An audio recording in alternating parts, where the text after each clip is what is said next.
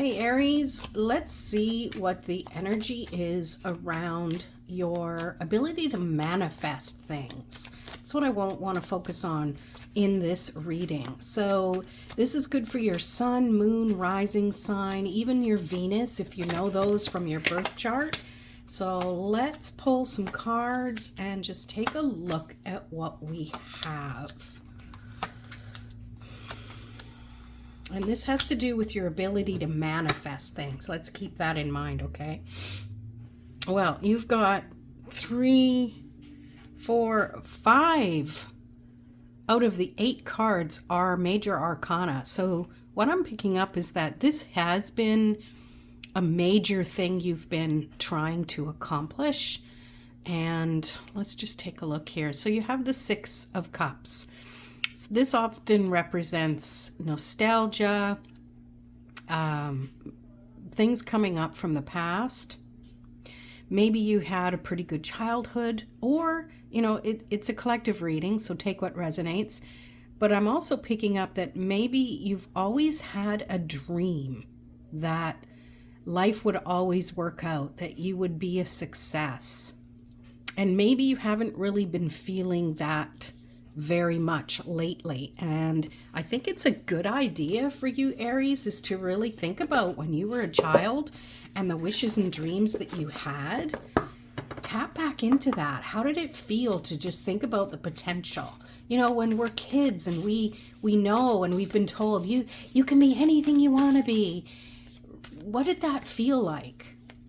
Now, I don't want you to go into, oh, yeah, well, I'm old now, or there's not much time left, and that. I want you to tap into the vibration of the emotions you had back then, because you can recreate that. And to me, how I work with energy is that's how you can start magnetizing yourself and the wishes you want, so that it's going to attract what you want. So let's clarify the 6 of Cups. Interesting with the moon, and the moon is the next card.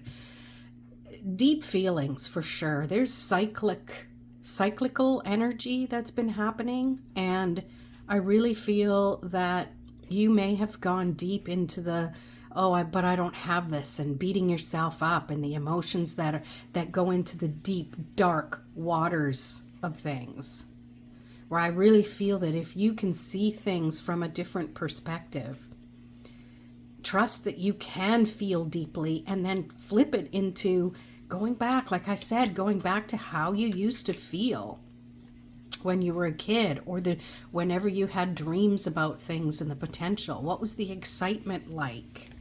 Because again, that moon energy is coming up. Let's pull another clarifier. King of Wands. It's what you put your energy into.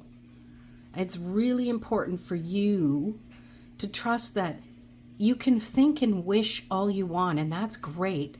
And you need to take action. Now, you don't need to take action on only the things that you know are going to work out. You have to be willing to take some risks. And trust that when you take those risks, that sometimes things work out, and sometimes the universe has other plans, and there's some opportunity to learn and grow from whatever it is that might not have worked out the way you thought it would. Everything is leading you in the direction you need to go, even the detours, even the slowdowns. Okay, we have death here, which I also see as the changing of one thing to another. It's shifting energy. It's letting go of the way you thought things would go, and it's allowing something new to come in place of it. Let's clarify. 7 of Cups. It feels like you have other choices and other things you like to do, other opportunities. And it comes through in the form of what choice can you make that's based on how you feel. Like, you could trust your intuition. Trust that what you feel matters. If you feel fear about something, pay attention to what's going on there. And is it a fear of oh, this happened before, therefore it can happen again. That's not actually logical, believe it or not. Maybe it's just delving deeper into the feels you have. Maybe that fear is warranted. So it's up to you to dig in deeper. Okay? We also have the Lovers here. So this could be just partnering with divine energy or with soulmates. And soulmates aren't always lovers.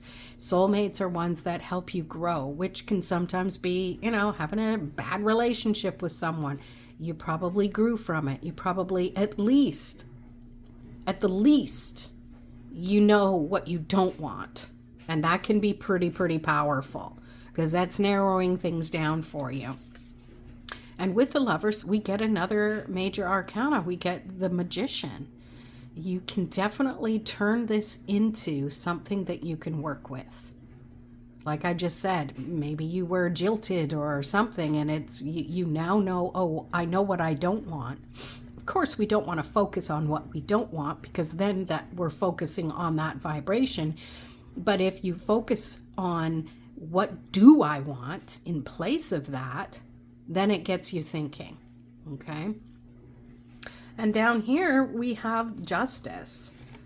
Maybe this can be karma. Maybe this is saying, and if you've been feeling, yeah, I know I can manifest this thing. I know I really want this thing. So this is the opportunity for you to focus on what about that thing or that person that you want to manifest, you want in your life. With it, we get the Seven of Swords. Again, it feels like you know what you don't want, but you have to be aware of your thoughts. You have to be vigilant with going from worry and fret and fear to turning it around into, okay, I realize I'm worried about that, or I'm fearful about that. What can I focus on instead is, what do I want? How do I want to feel? What makes me feel brave? What makes me want to fight for my beliefs and fight for my dreams and goals? And the Queen of Wands, King of Wands, Queen of Wands, very interesting. This represents you, Aries. Both of these do, actually, and they're not gender specific. It's just energy. Feminine energy, masculine energy. There's room for both. There's room for receiving. There's room for feeling. There's room for action. There's room for taking, not in a forceful way, but in a grateful way. So that's what I'm really picking up here. If there is any underlying message that I'm picking up, is that it's okay to receive. It's okay to receive and not feel awkward and uncomfortable, or fearful that maybe someone doesn't think you're worthy of it. It's time to stand up for your own beliefs and take the actions you need to, despite anyone else's superstitions or thoughts about it. Let's clarify it. With the Nine of Wands, give yourself a little rest to look back at what you've already gone through, what actions you've already taken. Maybe things that hadn't worked out quite the way you want them to, but you can still move forward, even if it feels like you're a bit tired or you're a little dejected. Take a break. You don't have to keep powering through it. Take a break, gather your strength, gather your resolve, and then step on forward. And that brings us to the Chariot, which is about taking action, moving forward. No matter what choice you make, you will move forward. Trust that you are divinely guided. And even though it might feel like you're going away from your comfort zone and the things that you have built up and know, just trust that you've built things up once. You can move forward and build more. You can expand. Let's clarify it with Page of Pentacles. Be willing to start again and just realize you're not starting from scratch and from zero. You're starting from a place of rooted confidence because you've been here before, but on a different level. And then, of course, we have the Ace of Cups, which to me is just brilliant. This is saying you have the opportunity for your cup to runneth over. There are multiple streams of desires and wishes, of emotions. Trust what you feel. And we'll clarify that. Wow, with a Page of Wands, which lots of Wands energy, really trusting what you feel and be enthusiastic about it as if this is a new project. Even if it's something you've done before, find something new about it and bring that into everything you do. Raise that vibration, Aries. That is the key for you to manifest abundance.